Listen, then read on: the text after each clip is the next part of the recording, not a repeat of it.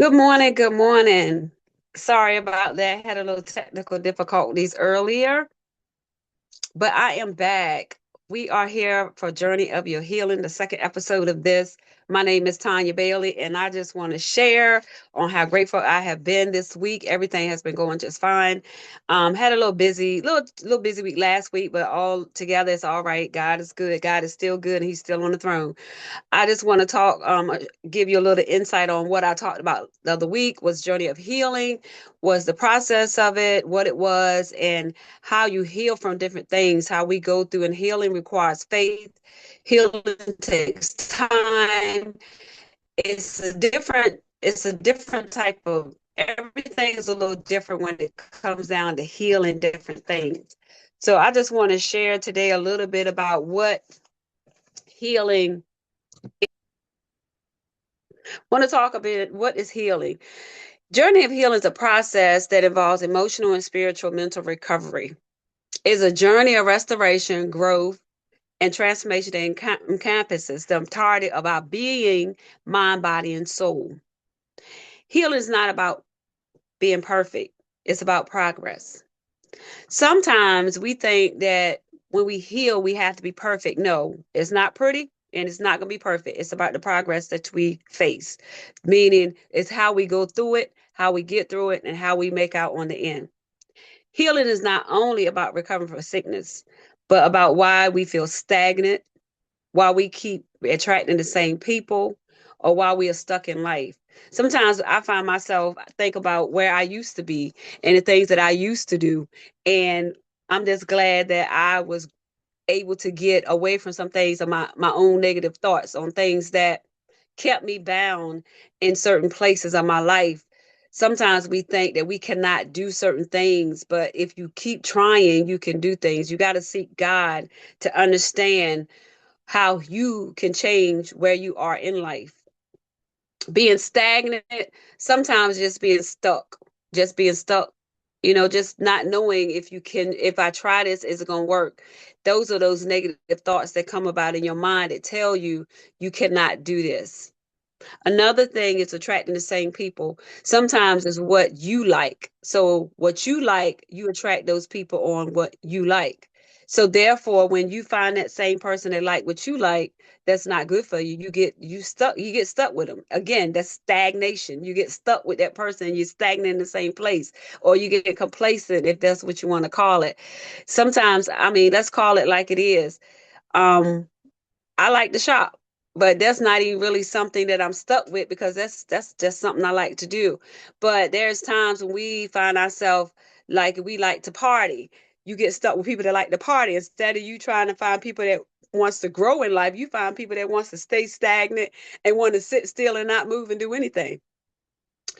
Also, understanding your healing means living intentionally, aligning our values, setting goals, and making room for joy.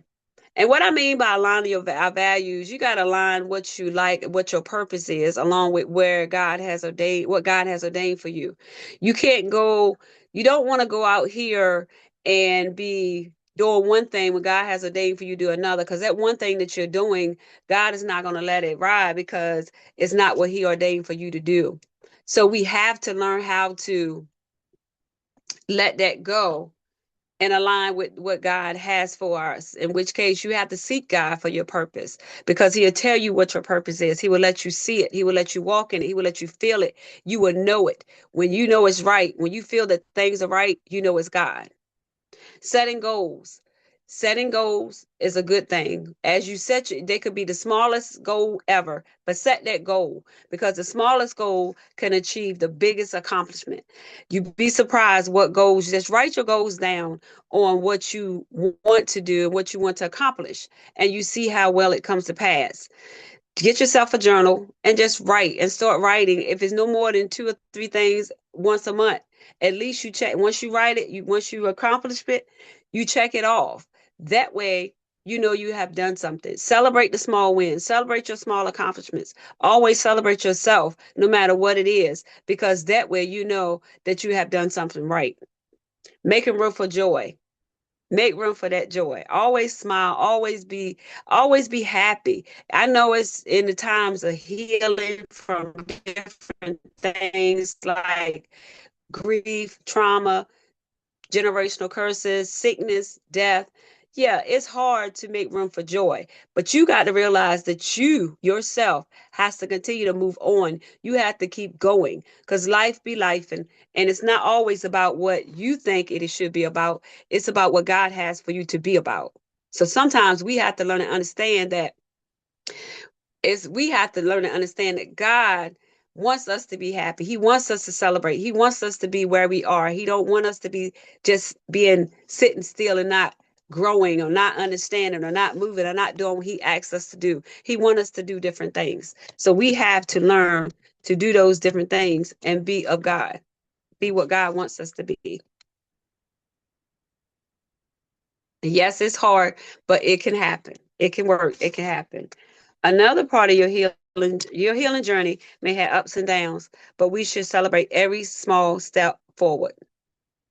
One of the things that you could do with helping yourself with your ups and downs, aligning your values, shedding your goals, making room for joy, is shifting your mindset. Change your thoughts, change your thinking. Take out that negative and put in positive. Sometimes taking a walk, sometimes just sitting in a room with no noise and listening to the voice of God will help you shift that mindset. Instead of you looking at crazy things on TV, look at something that makes sense. Look at something that makes sense to you or makes sense to other people. But always think about that's how you can shift your mindset. Again, turn those negative thoughts to positive ones. Instead of you thinking negative, think positive. Choose to walk boldly in what God has ordained for us. Yes, don't get me wrong, it's hard to start something when you're afraid. I know, trust me, been there, done that, and still walking in it. But I'm learning to let that imposter syndrome grow, let that fearness go, and go ahead and walk what God has ordained for me to do. I don't like to speak in front of people, but I keep pushing and keep trying no matter what. It may not sound right to some, but somewhere along the line, it will help somebody. And that's what I like. And that's the one thing that I'm trying to do is help somebody with just my words of encouragement. In Romans 12:2, it says, Be ye transformed by the renewing of your mind. The word transform is a profound inner change, but it manifests outwardly. To me, is a shift in your thoughts and attitude towards God. We all have we all have our little things that we think about, negative, positive, sometimes good, bad, but you got to put them negative thoughts into positive thinking. Healing from our hurts may require us to confront and process painful emotions and experiences that have been suppressed or avoided. True healing comes when we can show up as our authentic self without a mask or pretense, which means no matter what you're going through, no matter what it looked like, show up. I understand and I know that things that we go through on a daily basis causes us to make us look bad physically. But within us, we need to feel better. Instead of us feeling bad, feel better on the inside. So trust me, I understand it all. But you got to know that you cannot allow those negative things to make you show up wrong. Don't do that to yourself. Smiling through the pain may be the reason someone else finds hope. Our joy, our journey is not just for us. It is for others to witness God's power at work in our lives. Trauma from generational curses, childhood experiences, or adult pain will continue to hurt until it is addressed. Being quiet, not talking about it, or just dealing with it was something we were taught. But talking about it will release some of the pain. Sometimes we don't want to hurt nobody's feelings. We don't want to hurt our family, but we have to release what's going on inside of us for us to get fixed, for you to get fixed, for you to release, reset, and restore. Breaking generational curses may cause separation or conflict, but having peace within is worth the sacrifice. So, yes, you may have to go and talk to somebody. You may have to share what happened to you as a child. You may have to share what happened to you as an adult. You may have to share what someone did to you in your family, or even what you did to somebody else in order to help yourself and to help that person. Yes, it's going to hurt. Yes, it's going to cause conflict. Yes, it's going to cause separation, because if you not heal, you can't go and help somebody else heal. And that requires, if you share, that might help them heal, even though they might be upset, but it'll open the door and say, you know what, you're right. I should release this. I should allow this to come to pass, because holding it in does not help me, and it won't help the next. So I can't go out here and talk to somebody if I'm having an issue myself. Psalms 147:3 says, He heals the brokenhearted and binds up their wounds. To me, that means God is with you to comfort and heal you everywhere you hurt. No matter what, whatever you're going through, He's going to heal you. But you got to trust Him. Trust God. He's going to heal you. When you trust Him, He's going to heal you. Trust me. I know. Healing from grief. It's a personal journey. It involves acknowledging the loss, processing emotions, and finding ways to move forward. Healing from death can take days, months, or even years. Death has no timeline. And yes, we all going to feel that sting. Healing from grief does not look pretty, so don't paint over it. Let it be what it is. Let it be what it's going to be. We all grieve differently, so we are not meant to feel the same or grieve the same. Yes, we all have experienced death, because I have, and it hurts, but you have to move forward. We all have experienced we all have experienced it. We all gonna experience it no matter what. I look at 2019, we had a mysterious disease to come to shake this world.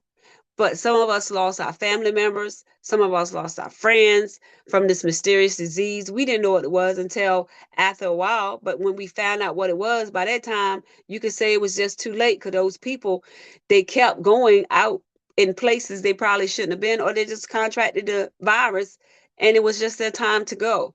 But yes, it hurts. And I'm sorry to say that, but we have to move forward. You got to move on past that, because dealing with grief is not easy. It's hard. Isaiah 35:10 says, Earth has no sorrow that heaven cannot heal. To me, no sorrow means freedom, letting go, trusting God, and allowing Him to comfort us. That's what God does in our time of grieving. We got to trust Him, and He will comfort us in our time of grieving. He's there with us no matter what, but He's really going to be there in our time of grieving. When you grieve, or there's this verse here tells us earth has no sorrow.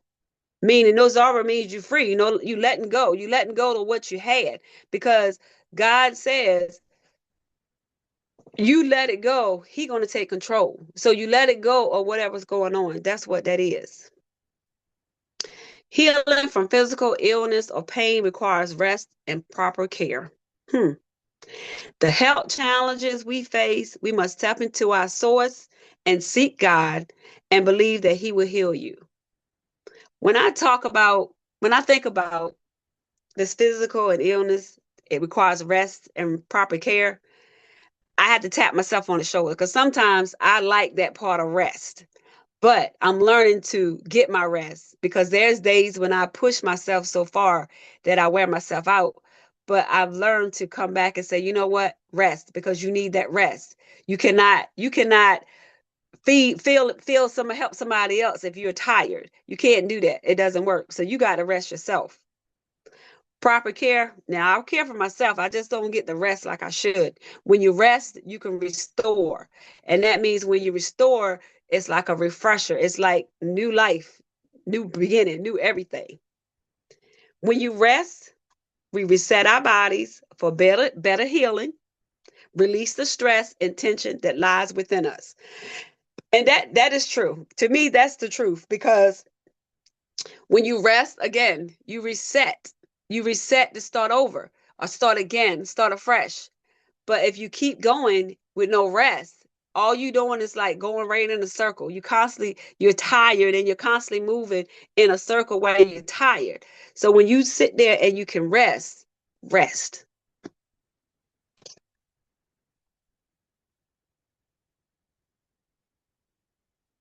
Questions and answers. What are some ways to heal from your hurts? To me, get a journal and start writing. You can do some mindfulness.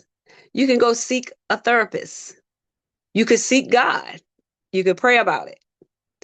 Or you could just talk to someone that you could trust. Question number two, is God pleased with us holding on to our hurts? I said no, because the more you hold on to your hurts, the worse you are never gonna release, reset, and restore. And you're never gonna allow God to get in within you to fix what you're hurting from. So you have to let it go and let God take control of your hurts. Are you walking in alignment with God? Question number three. Some of us may be, and some of us maybe not. But it's not that hard. Seek God and walk into alignment for what God has for you. That is your purpose. God has ordained each one of us. He created us individually. We got our own fingerprints, but he has a purpose for all of us. You just have to seek him for it. Question number four. How do you heal from grief? One thing I say is stay connected with people. Don't just don't just go and be by yourself when you're grieving, because that's the worst thing ever. Another thing, create ways to remember your loved ones or remember that person who has passed on or who you're grieving about. Create ways to remember them. Keep pictures up, talk about them. Share stories to different ones. You can always like have family functions and do different things, but do it in a positive manner, not a negative manner. Make sure you take care of your body, even your mental health. Because even while you're grieving, don't just sit there and not get up and walk around, not eat properly. Always make sure your mindset is correct, because you might go out here and do something that you don't intend to do. So those are some things that I feel that has helped me get through what I've gotten through. And what I want to leave with you is I want to thank you for listening and listening to another episode of Journey of Healing. If you would like to purchase a copy of my book, Healing Walking in Your Purpose, here's my website, TanyaBagwell-Bailey.com. You can join my community on social media at Facebook, Tanya B. Bailey, Instagram, Tanya_B_Bailey. And you'll find me, you can find me out and walking around, or even that's out and about. DM me if you like one of my book. This is the copy of my book right here. And I just want to say thank you again for coming on and listening in. And I have one special thing. I do not own the rights to this song, but I would like for you to listen in.